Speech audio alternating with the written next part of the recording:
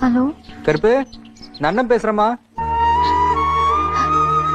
தங்கச்சி, கருப்பு.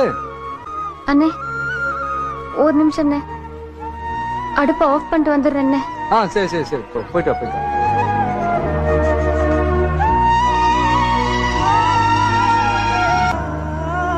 அண்ணே சொல்லுண்ணே. அம்மா நல்லா இருக்கியாம்மா? நல்லா இருக்கேண்ணே. மச்சான் மச்சான் எப்படி இருக்காரு?